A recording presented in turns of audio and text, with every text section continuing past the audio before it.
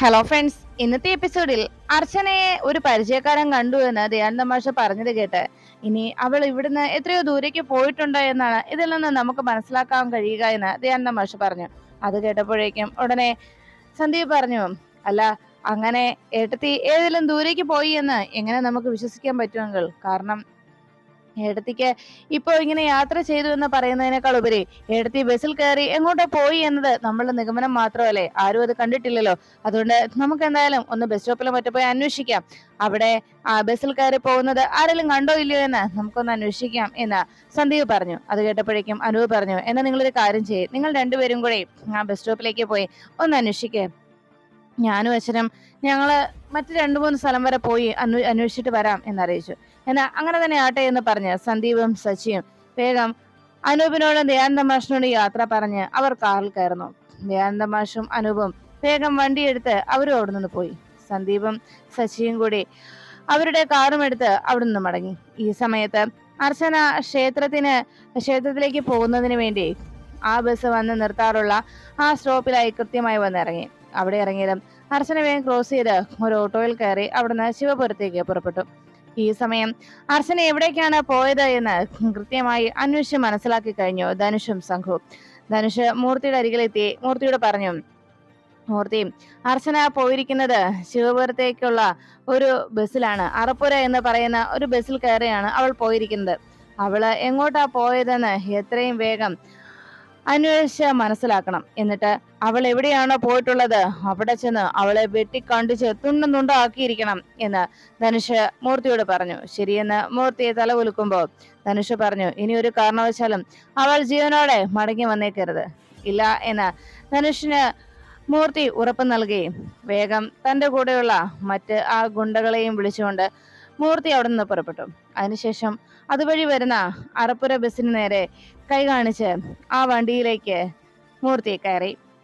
വണ്ടിയിൽ കയറിയതും ടിക്കറ്റ് എടുക്കാനായി എത്തിയ കണ്ടക്ടറോട് മൂർത്തി ഉടനെ പറഞ്ഞു, അതെ, എങ്ങോട്ടാ പോകേണ്ടതെന്ന് പറയാം, ആദ്യം ഞാൻ ചോദിക്കുന്ന കാര്യത്തിന് ഒരു മറുപടി താ എന്ന് പറഞ്ഞ് വേഗം തന്റെ ഫോണിലുള്ള അർച്ചനയുടെ ഫോട്ടോ ആ കണ്ടക്ടറെ കാണിച്ചു. കണ്ടക്ടർ ഫോട്ടോ എടുത്ത് നോക്കിയതും മൂർത്തി പറഞ്ഞു, അതെ, ദാ ഈ പെൺകുട്ടിയെ നിങ്ങൾ ഇന്നെങ്ങാനും കണ്ടിരുന്നോ എന്ന് അന്വേഷിച്ചു. ഉടനെ തന്നെ മൂർത്തി ചോദിച്ചത് കേട്ട് ആ ഫോട്ടോ നോക്കി കണ്ടക്ടർ പറഞ്ഞു, ആ ഇവരെ ഞാൻ രാവിലെ കണ്ടിരുന്നോ 6ന്റെ ബസ്സിന് എന്ന് പറഞ്ഞു. അപ്പോ എന്താ എവിടെയാ അവൾ ഇറങ്ങിയത്, എങ്ങോട്ട് പോണെന്ന് അവർ പറഞ്ഞത് എന്ന് ചോദിച്ചു. പെട്ടെന്ന് കണ്ടക്ടർ ആലോചിച്ചിട്ട് പറഞ്ഞു, അത് പിന്നെ ഇവര് ശിവപുരത്തേക്ക് പോകണമെന്നാണ് ആവശ്യപ്പെട്ടത്. പക്ഷെ ഈ ബസ് അതുവഴി പോകുന്നില്ലാത്തത് കൊണ്ട് അതിനു മുമ്പുള്ള സ്റ്റോപ്പിൽ ഇറങ്ങാൻ, എന്നിട്ട് അവിടുന്ന് ഓട്ടോ പിടിച്ച് പോകാനാണ് ഞാൻ പറഞ്ഞതെന്ന് അറിയിച്ചു. അത് കേട്ടത് ഉടനെ തന്നെ മൂർത്തി ശരിയെന്ന് പറഞ്ഞ് തല കുലുക്കിയതും വേഗം തന്നെ കണ്ടക്ടർ ചോദിച്ചു, അല്ല ചേട്ടൻ എങ്ങോട്ടാ പോകേണ്ടത്? ഉടനെ കണ്ടക്ടർക്ക് മറുപടി നൽകാതെ മൂർത്തി വേഗം മണിയടിച്ചിട്ട് പറഞ്ഞു, അതെ, ഇവിടെ തന്നെയാണ് എനിക്ക് ഇറങ്ങേണ്ടത് എന്ന് പറഞ്ഞ് വേഗം ബസ്സിൽ നിന്ന് അയാൾ ഇറങ്ങി. അത് കണ്ട ഉടനെ തന്നെ ആകെ കരിപ്പോടെ കണ്ടക്ടർ പറഞ്ഞു, ഓ, എവിടുന്ന് കയറി വരുന്നടാ ഇവനൊക്കെ എന്ന് പറഞ്ഞ് കണ്ടക്ടർ വേഗം മണിയടിച്ച് ബസ്സുമായി അവിടുന്ന് പുറപ്പെട്ടു. ഉടനെ മൂർത്തി പുറത്തിറങ്ങിയതും ഫോൺ വിളിച്ച് ധനുഷിനെ വിവരം അറിയിച്ചു. അവൾ ശിവപുരം ക്ഷേത്രത്തിലേക്കാണ് പോയിരിക്കുന്നതെന്നും ഇനി അവളുടെ കാര്യം ഞങ്ങൾ ഏറ്റുവെന്ന് പറഞ്ഞ് ഫോൺ വെച്ചു. ശിവപുരം ക്ഷേത്രത്തിലേക്ക് അപ്പോഴേക്കും അർച്ചന അവിടെ തൊഴാനായി എത്തി. ഭഗവാന്റെ ആറാട്ട് ദിവസം അവിടെ കണ്ണുനീർ പൊഴിച്ചുകൊണ്ട് പ്രാർത്ഥനയിൽ മുഴുകുന്ന അർച്ചന അവിടുത്തെ വഴിപാടായ തൊട്ടിൽ കെട്ടാനായി ആ സാധാരണ വഴിപാട് തൊട്ടിലുകൾ കെട്ടിയിരിക്കുന്ന സ്ഥലത്തേക്ക് അർച്ചന എത്തി. ഈ സമയം അർച്ചനയെ അന്വേഷിച്ച് സച്ചിയും സന്ദീപും ആ ബസ് സ്റ്റോപ്പുകളിലും മറ്റ് കടകളിലുമൊക്കെയായി അന്വേഷിച്ച് നടക്കുമ്പോൾ അനൂപേട്ടനും ദയാനന്ദ മാഷും അവർക്കറിയാവുന്ന സ്ഥലങ്ങളിലൊക്കെ അർച്ചനയെ അന്വേഷിക്കുന്നു. അർച്ചന തൊട്ടിലുമായി നേരെ ഭഗവാനെ അവിടെ കൃത്യമായി തന്നെ വഴിപാടിനായി അവിടെ തൊട്ടിൽ കെട്ടി അർച്ചന സന്തോഷപൂർവ്വം ആ തൊട്ടിൽ അവിടെ ഇട്ട് അർച്ചന പ്രാർത്ഥനയോടെ നിൽക്കുമ്പോൾ അർച്ചനയെ കണ്ടെത്താനായി മൂർത്തി പറഞ്ഞയച്ച ആ ഗുണ്ടാ സംഘത്തിലുള്ളവരെല്ലാവരും അവിടെ ക്ഷേത്രത്തിലേക്ക് വന്നിറങ്ങി. അവരോരോരുത്തരും വേഗം അകത്തേക്ക് ഓടിയെത്തി. ക്ഷേത്രത്തിൽ ആ ഭഗവാന്റെ തിരുസന്നിധിയിൽ നിന്ന് കണ്ണുനീർ പൊഴിച്ച് അർച്ചന പ്രാർത്ഥനയോടെ നിൽക്കുമ്പോൾ അർച്ചന അവിടെ തൊട്ടിൽ കെട്ടി തൊട്ടിൽ വഴിപാട് നടത്തുന്ന സ്ഥലത്ത് അർച്ചന തൊഴുതു നിൽക്കുന്ന കാഴ്ച കണ്ടു. ഗുണ്ടകൾ അത് കണ്ടതും അർച്ചനയെ കണ്ടെത്തിയതിന്റെ സന്തോഷത്തിൽ അവർ വേഗം തന്നെ വിവരം മൂർത്തി അറിയിക്കുവാനായി പുറത്തേക്ക് പോന്നു. മൂർത്തിയുടെ അരികിലെത്തി വിവരങ്ങളൊക്കെ അവർ അറിയിച്ചു. എല്ലാം കേട്ട് കഴിഞ്ഞതും മൂർത്തി പറഞ്ഞു, ശരി, എന്നാ നമുക്ക് ഉടനെ തന്നെ അവളെ ഇല്ലാതാക്കേണ്ട ദൗത്യമാണുള്ളത് എന്നറിയിച്ചപ്പോൾ സച്ചിയും സന്ദീപും അവിടെയുള്ള ഓട്ടോ സ്റ്റാൻഡിലും തന്നെ അവർക്ക് അറിയാവുന്ന സ്ഥലങ്ങളിലുമെല്ലാം അവിടെയുള്ള കടകളിലുമൊക്കെ അർച്ചനയെ അന്വേഷിക്കണം. അവരാരും അർച്ചനയെ കണ്ടിട്ടില്ല എന്ന മറുപടി പറയുമ്പോൾ നിരാശരായി അവർ വീണ്ടും അന്വേഷണം തുടർന്നു. അപ്പോഴാണ് അർച്ചന തൊട്ടിൽ കെട്ടി അങ്ങനെ പ്രാർത്ഥിച്ചുകൊണ്ടിരിക്കുന്നതിനിടയിൽ പെട്ടെന്ന് മുകളിൽ ഭഗവാന്റെ ആ രൂപത്തിന് മുകളിൽ വഴിപാടിന് മുമ്പായി അവിടെ അലങ്കരിച്ചു വെച്ചിരുന്ന ആ പൂമാലയിൽ നിന്ന് ഒരു പൂ വേഗം അർച്ചനയുടെ തൊട്ടിലേക്ക് വന്ന് വീണു. ഇത് കണ്ട് അവിടേക്ക് എത്തിയ ഒരു സ്ത്രീ പറഞ്ഞു, ആഹാ, ശിവരുത്തപ്പന്റെ അനുഗ്രഹം കിട്ടിക്കഴിഞ്ഞല്ലോ. അതാണ് വഴിപാട് ഈ തൊട്ടിലിവിടെ കെട്ടി വഴിപാട് ഇവിടെ വെച്ചപ്പോഴേക്കും അതിലേക്ക് പൂ വന്ന് വീണത് എന്ന് പറഞ്ഞ് ആ പെൺകുട്ടി പോകാൻ തുടങ്ങിയപ്പോ ഉടനെ അർച്ചന ചോദിച്ചു, അതെ, ഒന്ന് നിൽക്കുവോ? ഇവിടെ 101 ശയനപ്രദക്ഷിണം നടത്തുന്ന ഒരു വഴിപാടുണ്ടല്ലോ, അതിനെന്താ ചെയ്യേണ്ടത് എന്ന് ചോദിച്ചു. ഉടനെ ആ സ്ത്രീ പറഞ്ഞു, ഞാനും ആ വഴിപാട് നടത്താൻ വേണ്ടി തന്നെയാണ് വന്നത്. അതിന് മുന്നോടിയായിട്ട് മറ്റു ചില വഴിപാടുകൾ കൂടി ഇവിടെ നടത്തേണ്ടതുണ്ട്. പക്ഷേ 101 വഴിപാട് നടത്തുക എന്നത് എന്നെ കൊണ്ട് പറ്റില്ല എന്ന് മനസ്സിലാക്കിയതുകൊണ്ട് ഞാൻ അവിടുന്ന് അത് ചെയ്യുന്നില്ല എന്ന് മാറി തീരുമാനിച്ച് ഇവിടെ തൊട്ടിൽ കെട്ടുകയാണ് ഉണ്ടായത് എന്ന് ആ പെൺകുട്ടി പറഞ്ഞു.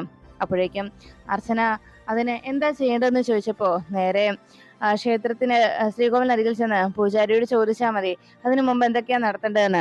എന്തായാലും അങ്ങനെ ഒരു തീരുമാനമെടുത്ത സ്ഥിതിക്ക് ആ വഴിപാട് നടത്താനുള്ള തീരുമാനമെടുത്തത് കൊണ്ട് ഒന്ന് അന്വേഷിച്ചേക്ക്, കഴിയുമെങ്കിൽ വഴിപാട് നടത്തുകയും ചെയ്തോളൂ എന്ന് പറഞ്ഞ് ആ പെൺകുട്ടി അവിടെ നിന്ന് പോയി. അർച്ചന എന്തായാലും ആ വഴിപാട് നടത്തണമെന്നുള്ള തീരുമാനത്തിൽ തന്നെ ഉറച്ചു. അപ്പോഴാണ് ധനുഷും മൂർത്തിയും ആ ക്ഷേത്രത്തിനടുത്തേക്ക് വന്നെത്തിയത്. കാറിൽ നിന്ന് അവർ ഇറങ്ങിയതും ഗുണ്ടകൾ പറഞ്ഞു, അവൾ ഇവിടെ തന്നെയുണ്ട്, അവളെ ഞാൻ കണ്ടുപിടിച്ചു. ഉടനെ ഗുണ്ടയോട് ചോദിച്ചു, അല്ല, എന്നിട്ടെന്താ അവളെ തീർത്ത് കളയാത്തത്?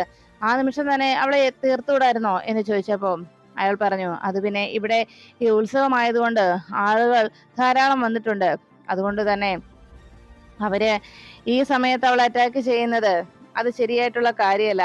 എന്തായാലും പുറത്തിറങ്ങിയിട്ട് അവരെല്ലാവരും പോയി കഴിയുമ്പോൾ അവൾ പുറത്തിറങ്ങുന്ന നേരത്ത് അവൾ ഏത് വിധേനയും തീർത്ത് കളയാം. അത് ഓർത്ത് സാർ സങ്കടപ്പെടണ്ട എന്ന് പറഞ്ഞപ്പോ ധനുഷ് പറഞ്ഞു, അവൾ ഒരു കാരണവശാലും ഇവിടുന്ന് ജീവനോടെ പുറത്തു പോകരുത്. ഈ ക്ഷേത്രത്തിൽ നിന്ന് അവൾ പുറത്തിറങ്ങുമ്പോൾ അവളുടെ ജീവനറ്റ ശരീരമായിരിക്കണം എന്നറിയിച്ചു. ശരി, അങ്ങനെ തന്നെ ആയിക്കോട്ടെ എന്ന് ധനുഷ് മറുപടി നൽകി. ഈ സമയം ധനുഷിനോട് അങ്ങനെ തന്നെ ആവട്ടെ എന്ന് അവർ സമ്മതിക്കുമ്പോൾ അവിടെ ക്ഷേത്രത്തിൽ ഒരു ശയനപ്രദക്ഷിണം വഴിപാടായി ഒരു സ്ത്രീ നടത്തുന്നത് അർച്ചന കണ്ടു. അങ്ങനെ അവർ ശയനപ്രദക്ഷിണം നടത്തുന്നത് കണ്ട് അർച്ചന അതേ വഴിപാട് തനിക്ക് നടത്തണമെന്ന ആ ചിന്തയിൽ അവിടെ വഴിപാട് നടത്തുന്ന സ്ഥലത്ത് ആ സ്ത്രീ ശയനപ്രദക്ഷിണം നടത്തുന്നത് കണ്ടുകൊണ്ട് അവിടേക്ക് പതിയെ അവരുടെ പിന്നാലെ നടന്നു വന്നു. അതിനുശേഷം ശയനപ്രദക്ഷിണം തീർന്നത് ആ സ്ത്രീ വേഗം തന്നെ അടിയളന്ന് നടക്കാനായി തുടങ്ങുന്നു. അർച്ചന പ്രാർത്ഥനയോടെ അവിടെ വന്ന് നോക്കുമ്പോൾ അടിയളന്ന് ആ സ്ത്രീ നടന്നു പോകുന്ന കാഴ്ച കണ്ടു. കുറച്ചു ദൂരം അടിയളന്ന് അങ്ങനെ നടന്നു കഴിയുമ്പോഴേക്കും അർച്ചന തൊഴുത് പ്രദക്ഷിണം വെച്ചതിലെ വരുമ്പോൾ ആ സ്ത്രീ വേഗം ബോധം കെട്ട് നിലത്തേക്ക് വീഴുന്ന കാഴ്ച കണ്ടു. ഇത് കണ്ടതോടെ പൂജാരി അവിടേക്ക് എത്തി വേഗം തീർത്ഥം ആ സ്ത്രീയുടെ ദേഹത്തേക്ക് തെളിച്ചിട്ട് പറഞ്ഞു, അതെ, വഴിപാട് മുടങ്ങി, ഇനി ആ സ്ത്രീയെ അപ്പുറത്തേക്ക് മാറ്റി നിർത്തിക്കോളൂ എന്നറിയിച്ചു. അപ്പുറത്ത് കൊണ്ടുപോയി അവരെ കുറച്ചു നേരത്തേക്ക് അവർക്ക് വിശ്രമിക്കാൻ അനുവദിക്കൂ എന്ന് പറഞ്ഞു. ഉടനെ ആ സ്ത്രീയുമായി അവിടെ നിന്ന് പോയി കഴിയുമ്പോൾ പൂജാരി നോക്കി അർച്ചന ചോദിച്ചു, തിരുമേനി, ഈ ശയനപ്രദക്ഷിണം നടത്തുന്നതിന് എന്താ ചെയ്യേണ്ടത് എന്ന് ചോദിച്ചതും അത് ശയനപ്രദക്ഷിണം നടത്താം, പക്ഷെ ഇപ്പോ നടയടയ്ക്കും, അതിനുശേഷം കുറച്ച് കഴിയുമ്പോഴേക്കും നട തുറന്ന് പൂജ ആരംഭിക്കും. ആ സമയത്ത് ശയനപ്രദക്ഷിണം ചെയ്യാം. അതിന് മുന്നോടിയായിട്ട് ചില വഴിപാടുകൾ ചെയ്യാനുണ്ട്, അത് ക്ഷേത്രത്തിൽ ചെന്ന് പറഞ്ഞാൽ മതി എന്നറിയിച്ചു. ശരി, അതിനുശേഷം ഭജനമരത്തിൽ പോയിരുന്ന് അവിടെ കുറച്ചു നേരം ധ്യാനിച്ചോളൂ, പിന്നീട് വഴിപാട് പ്രസാദം കഴിച്ചതിന് ശേഷം വന്ന് ശയനപ്രദക്ഷിണം നടത്തിക്കോ എന്ന് പറഞ്ഞത് അർച്ചന പറഞ്ഞു, അതൊന്നും വേണ്ട തിരുമേനി, ഞാൻ ശയനപ്രദക്ഷിണം നടത്തുന്നത് ഇന്ന് ഉപവാസം വരുന്നത് തന്നെയാണ്, അതുകൊണ്ട് പ്രസാദത്തിന്റെ ആവശ്യമില്ല എന്നറിയിച്ചു. എന്നാൽ ഞാൻ അവിടെ തന്നെ ഭജനമഠത്തിൽ ഇരുന്നോളാം എന്ന് പറഞ്ഞ് അർച്ചന ശയനപ്രദക്ഷിണത്തിന് വേണ്ട ഒരുക്കങ്ങളെല്ലാം നടത്തി അവിടേക്ക് പോകാം എന്ന തീരുമാനത്തിൽ ഉറച്ചു. അപ്പോഴേക്കും സച്ചി അർച്ചനയെ അന്വേഷിച്ച് നടന്ന് ആകെ തളർന്ന അവശനായി ആ ബീച്ചിനരികിലേക്ക് വന്നു. അർച്ചനയും സച്ചിയുടെയും ജീവിതത്തിൽ സംഭവിച്ച ആ സന്തോഷം നിറഞ്ഞ നിമിഷങ്ങൾ, അവർ രണ്ടുപേരും പങ്കുവച്ച സന്തോഷകരമായ നിമിഷങ്ങളെക്കുറിച്ച് രണ്ടുപേരും അന്ന് എത്രത്തോളം സന്തോഷത്തിലായിരുന്നുവെന്നും എന്നതിനെ കുറിച്ചൊക്കെ ആലോചിച്ച് സച്ചിയും അർച്ചനയും സ്നേഹത്തോടെ ജീവിച്ച ആ നിമിഷങ്ങളെക്കുറിച്ച് സച്ചി ഓർമ്മിച്ചു. അങ്ങനെ അവസാനം അർച്ചന സച്ചിയോട് പറഞ്ഞ കാര്യവും സച്ചി ഓർത്തെടുത്തു. സച്ചിയേട്ടന്റെ ജീവിതത്തിൽ ഇനി ഞാൻ വേണ്ട. ഞാൻ സച്ചിയേട്ടന്റെ ജീവിതത്തിൽ ഉണ്ടായാൽ അത് ശരിയാവില്ല. എനിക്ക് പകരം മറ്റൊരാൾ സച്ചിയേട്ടന്റെ ജീവിതത്തിലേക്ക് വരണം. എന്നാലേ സച്ചിയേട്ടന്റെ ഈ ആഗ്രഹം സാധിക്കൂ എന്ന് പറഞ്ഞ് അർച്ചന സച്ചിയോട് കണ്ണീരോടെ അറിയിച്ച ആ കാര്യം സച്ചി ഓർമ്മിച്ചു. അതുകൊണ്ട് മനഃപൂർവ്വം തന്റെ ജീവിതത്തിൽ നിന്ന് അർച്ചന ഒഴിഞ്ഞു പോയതാണോ എന്ന നിരാശ സച്ചിയുടെ മനസ്സിനെ അലട്ടി. അങ്ങനെ ഓർത്ത് സച്ചി ആകെ വിഷമിച്ചങ്ങനെ നിൽക്കുമ്പോൾ അതുവഴി നടന്നുപോയ ഒരാൾ സച്ചിയെ കണ്ട് വേഗം വിളിച്ചു. സാറിന് എന്നെ ഓർമ്മയുണ്ടോ? സച്ചി സാറല്ലേ എന്ന് ചോദിച്ചു. ആ ഉണ്ട് ചേട്ടാ. ചേട്ടനെന്താ ഇവിടെ എന്ന് ചോദിച്ചു. ഉടനെ അയാൾ പറഞ്ഞു, ഞാനിവിടെ ഒരു റബ്ബർ ബോർഡിലാണ് വർക്ക് ചെയ്യുന്നത്. പിന്നെ ഇത് എൻ്റെ ഭാര്യയും കുട്ടിയും. ഇവര് രണ്ടുപേരും കൂടി ഇവളുടെ വീട്ടിലായിരുന്നു. അന്ന് മഹാശിവരാത്രി അല്ലേ, അതുകൊണ്ട് ക്ഷേത്രത്തിൽ പൂജയ്ക്കായിട്ട് വന്നതും അതിന് അവര് ക്ഷേത്രദർശനമൊക്കെ കഴിഞ്ഞപ്പോ ഞാൻ അവരെ കൂട്ടാനായിട്ട് വന്നതാണ്. അല്ല സാറെന്താ ഇന്ന് തനിച്ചു വന്നത്? എന്തിയെ മേഡം ഇവിടെ എന്ന് ചോദിച്ചതും അത് പിന്നെ അർച്ചന എന്ന് പറഞ്ഞപ്പോ ഞാനിന്ന് മേഡത്തെ കണ്ടിരുന്നു, അതാ ഞാൻ ചോദിച്ചത്. മേഡത്തിന് എന്നെ മനസ്സിലായില്ലെന്ന് എനിക്ക് തോന്നുന്നു. ഞാനിന്ന് ബസ്സിൽ മേഡത്തെ കണ്ടിരുന്നു എന്ന് പറഞ്ഞു. ഏത് ബസ്സിൽ എവിടേക്ക് പോയതാണ്? എന്തേലും ഓർമ്മയുണ്ടോ? എവിടെ വെച്ചാ കണ്ടത് എന്ന് സച്ചി അന്വേഷിച്ചു. ഇന്ന് രാവിലെയാണോ കണ്ടത് എന്ന് ചോദിച്ചു. അതെ, ഇന്ന് രാവിലെ തന്നെ ബസ്സിൽ വെച്ചാ. മേഡത്തിന് എന്നെ മനസ്സിലായില്ലെന്നാണ് എനിക്ക് തോന്നിയത് എന്ന് അദ്ദേഹം പറഞ്ഞു. അല്ല എങ്ങോട്ടാ പോയതെന്ന് എന്തെങ്കിലും അറിയാവോ എന്ന് ചോദിച്ചപ്പോ മേഡം എന്നെ കണ്ടില്ല എന്ന് എനിക്ക് തോന്നുന്നേ. എന്നെ മനസ്സിലാകാത്തതുകൊണ്ട് ഞങ്ങൾ തമ്മിൽ സംസാരിച്ചില്ല. പക്ഷേ മേഡം പോയത് എന്ന് പറഞ്ഞ് കണ്ടക്ടറോട് സ്ഥലം ചോദിക്കുന്നത് ശ്രദ്ധിച്ചതുപോലെ അയാൾ പറഞ്ഞു, അതെ ശിവപുരം ക്ഷേത്രത്തിലേക്കാണ് മേഡം ചോദിച്ചത്. ആ ബസ് ശിവപുരം ക്ഷേത്രം വഴി പോകുന്നതല്ലാത്തത് കൊണ്ട് അതിനു മുമ്പുള്ള സ്റ്റോപ്പിലിറങ്ങി അവിടുന്ന് ഒരു ഓട്ടോയിൽ പോകാനാണ് കണ്ടക്ടർ പറഞ്ഞത് എന്ന് അയാൾ ഓർത്തെടുത്ത് സച്ചിയോട് പറഞ്ഞു. മേഡം ഇറങ്ങുന്നതിന് മുൻപ് എനിക്ക് സ്റ്റോപ്പ് ആയതുകൊണ്ട് ഞാൻ ഇറങ്ങുകയും ചെയ്തു എന്ന് അദ്ദേഹം അറിയിച്ചു. അത് കേട്ടതും സച്ചി പറഞ്ഞു, ഓ താങ്ക് യു ചേട്ടാ, വലിയ ഉപകാരം എന്ന് പറഞ്ഞ് സച്ചി വേഗം അവരോട് നന്ദി അറിയിച്ച് കാറും എടുത്ത് സച്ചി അവിടെ നിന്ന് പുറപ്പെടുന്നു. ഈ സമയം ക്ഷേത്രത്തിൽ വഴിപാട് നടത്തുന്നതിന് വേണ്ടി തയ്യാറെടുത്ത് അർച്ചന ശയന പ്രദർശനം നടത്തുവാനായി ഭഗവാന്റെ തിരുസന്നിധിയിലേക്ക് നടന്നെടുക്കുമ്പോൾ അർച്ചനയെ അപായപ്പെടുത്തുന്നതിന് വേണ്ടിയുള്ള തയ്യാറെടുപ്പുകളുമായി ധനുഷും മൂർത്തിയും അർച്ചനയെ എപ്പോഴാണ് ശരിക്കും ഇല്ലാതാക്കേണ്ടതെന്നും ഏത് നിമിഷത്തിലാണ് അർച്ചനയെ വകവരുത്തേണ്ടത് എന്നതിന്റെ ഊഴം പാർത്ത് ധനുഷും മൂർത്തിയും നോക്കി നിൽക്കുന്നു.